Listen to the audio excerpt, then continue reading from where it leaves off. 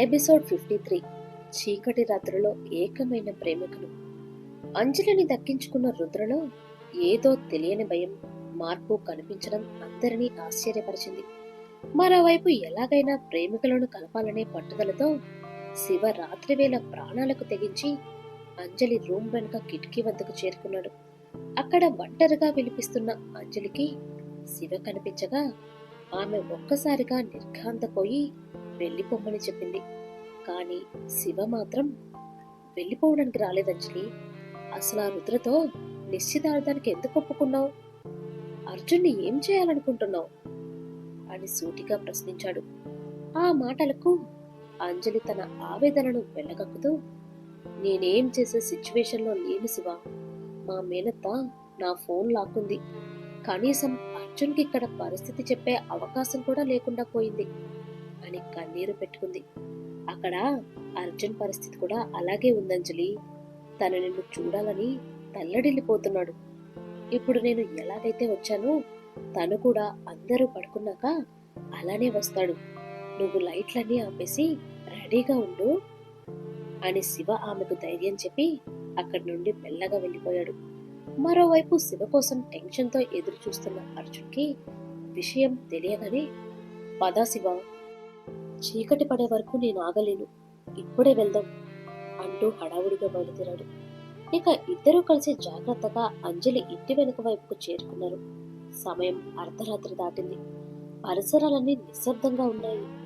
శివ కింద నిలబడి కాపలా కాస్తుండగా అర్జున్ పైపు పట్టుకుని అంజలి గది కిటికీ వద్దకు చేరుకున్నాడు. గదిలో చీకటిగా ఉన్న అంజలి దీనంగా అర్జున్ కోసం ఎదురు చూస్తూనే ఉంది. కిటికీ గ్రిల్స్ తెరిచి అర్జున్ లోపలికి అడుగు పెట్టగానే అంజలి పరుగున వచ్చి అతని గుండెల మీద వాలిపోయింది. అప్పటి వరకు దాచుకున్న దుఃఖం ఒక్కసారిగా కట్టలు తెంచుకోగా ఏడుస్తూ అర్జున్ చొక్కాను తన కన్నీళ్లతో తడిపేసి, అర్జున్, నన్ను ఇక్కడి నుండి తీసుకెళ్ళిపో. నేను రుద్రని పెళ్లి చేసుకోలేను. నువ్వు లేకుండా నేను బ్రతకలేను. మనం ఎక్కడికైనా పారిపోదాం అర్జున్, ప్లీజ్ అని ఏడుస్తూ తన గుండెలోని భారమంతా వెళ్ళగక్కింది. అర్జున్ ఆమెను ఓదార్చడానికి ట్రై చేశాడు, కానీ అంజలి ఏడుపు అస్సలాగలేదు.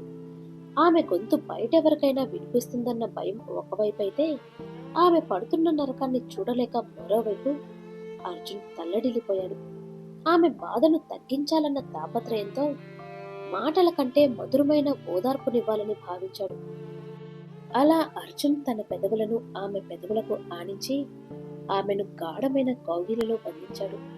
ఆ స్పర్శతో అంజలిలోని ఆవేదన ఒక్కసారిగా ఆగిపోయి పారవస్వంలో మునిగిపోయింది. ఆ నిశ్శబ్ద రాత్రిలో వారిద్దరి శ్వాస చప్పుడు తప్ప మరేమీ వినిపించడం లేదు. చాలా రోజుల విరహం తర్వాత అర్జున్ కౌగిలిలో వాలిపోయిన అంజలి ఆ క్షణం ప్రపంచాన్ని మర్చిపోయింది. తనను తాను పూర్తిగా అతనికి అర్పించుకోవాలని నిర్ణయించుకుంది. అతనిని మరింత గట్టిగా హత్తుకుంటూ, అర్జున్, మనల్నిక వీళ్ళు కలవనివ్వరు. ఈ లోకంలో నిన్ను తప్ప ఇంకెవ్వరినీ నా భర్తగా ఊహించుకోలేను. రేపు ఏం జరుగుతుందో నాకు అనవసరం, కానీ ఈ రాత్రికి నేను పూర్తిగా నీ సొంతం అవ్వాలి అనుకుంటున్నాను అంటూ అర్జున్ చెవిలో మధురంగా గుసగుసలాడింది. అంజలి ఆ మాట అనగానే అర్జున్లోని నిగ్రహం కరిగిపోయింది. ఎన్నో రోజుల నుండి తన మనసులో అణిచిపెట్టుకున్న కోరికలన్నీ ఉప్పెనలా ఎగిసిపడ్డాయి. అర్జున్ మెల్లగా అంజలి భుజంపై ఉన్న చున్నీని పక్కకు తొలగించగా అతని వేడి శ్వాస తగిలి అంజలి ఒళ్ళు ఒక్కసారిగా పులకరించిపోయింది. ఆమె పెదవులను తన పెదవులతో బంధించి ఎంతో కాలంగా దాచుకున్న విరహ వేదనను తీర్చుకోవడం మొదలుపెట్టాడు. అర్జున్ స్పర్శ తగలగానే అంజలిలో ఇప్పటి వరకు ఉన్న భయం మాయమై ఒక తెలియని హాయి కలిగింది. అతను తన ముడి పళ్ళతో అంజలి మెడపై మధురమైన ఘాట్లు వేస్తుంటే ఆమె శరీరం విల్లులా వణికిపోయింది. అతను మెల్లగా ఆమె బ్లౌజ్ హుక్స్ను ఓపెన్ చేసి తన చేతులతో ఆమె సుకుమారమైన వెన్నును నిమురుతుంటే అంజలి కళ్ళు మూసుకొని పరవశంతో అతని జుట్టును గట్టిగా పట్టుకుంది. అర్జున్ తన షర్ట్ తీసి విసిరేసి తన శరీరాన్ని ఆమె శరీరానికి ఆనించినప్పుడు వారిద్దరి మధ్య శ్వాసలు ఆవిర్లుగా మారాయి. అర్జున్ తన పెదాలతో అంజలి నాభి చుట్టూ సుడిగుండాలు సృష్టిస్తుంటే ఆమె ఆ అనుభూతిని తట్టుకోలేక తీయని మూలుగులతో పూర్తిగా అతనికి లొంగిపోయింది. అర్జున్ మెల్లగా ఆమెను ఎత్తుకుని పక్కనే ఉన్న మంచంపై పడుకోబెట్టగా అంజలి కళ్ళలో భయం నీడలు మాయమై కేవలం అర్జున్ మీదున్న అపారమైన ప్రేమ, నమ్మకం మాత్రమే కనిపించాయి. ఎన్ని రోజుల విరహమో ఏమో, వారిద్దరి కలయిక ఒక ప్రవాహంలా సాగింది. అంజలి యథ అందాలను అర్జున్ ఆస్వాదిస్తుంటే ఆమెలోని ఆడతనం అడగవిప్పిన పాములా ఊగిపోయింది. తన చేతులతో అర్జున్ నడుమును చుట్టేసి అతన్ని తనలోకి ఆహ్వానించింది అంజలి. గాలి కూడా దూరనంత గాఢంగా ఒకరినొకరు పెనవేసుకుని తమ శరీరాల వేడితో ఆ గదిలోని నిశ్శబ్దాన్ని బద్దలు కొట్టారు. ఆ క్షణంలో వారికి లోకం గుర్తులేదు. ఒకరి కౌగిలిలో మరొకరు కలిసిపోవాలన్న తాపత్రయం తప్ప మరేమీ మిగలలేదు. వారిద్దరి తనువులు ఏకమై ఆ రాత్రిని ఒక మధురమైన కావ్యంలా మార్చేలోపే ఊహించని విధంగా అర్జున్ జేబులో ఉన్న ఫోన్ గట్టిగా మోగింది. ఆ నిశ్శబ్దంలో వచ్చిన శబ్దం బాంబు పేలినట్టు వినిపించడంతో ఒక్కసారిగా ఉలిక్కిపడ్డ అర్జున్ హడావుడిగా ఫోన్ తీసి సైలెంట్ చేసి కాల్ లిఫ్ట్ చేశాడు. కాల్ చేసిన శివ కంగారుగా, అర్జున్, తొందరగా కిందికి రారా, టైం అయిపోతుంది. ఇంకో గంటలో జనం పొలాలకు వెళ్ళడానికి లేస్తారు. మనల్ని ఇక్కడ ఎవరైనా చూస్తే చాలా ప్రమాదం, త్వరగా రా అని కుసకుసలాడాడు. శివ మాటలతో అర్జున్ ఒక్కసారిగా వాస్తవ ప్రపంచంలోకి వచ్చాడు. సరే వస్తున్నా అని ఫోన్ కట్ చేసి తన ముందున్న అంజలిని చూడగా ఆమె నిస్సహాయంగా చూస్తూ అలాగే మంచం మీద పడుకునుంది. వెళ్ళాలని లేకపోయినా బయట పరిస్థితిని అర్థం చేసుకున్న అర్జున్ భారంగా ఆమె మీద నుండి లేచాడు.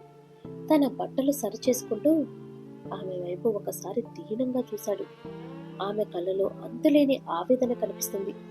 ఆ క్షణాన ఏం మాట్లాడాలో తెలియక కేవలం ఒక్క చూపుతోనే వీడ్కోలు చెప్పి కిటికీ గుండా బయటకు దూకేసి శివతో కలిసి చీకట్లో మాయమైపోయాడు.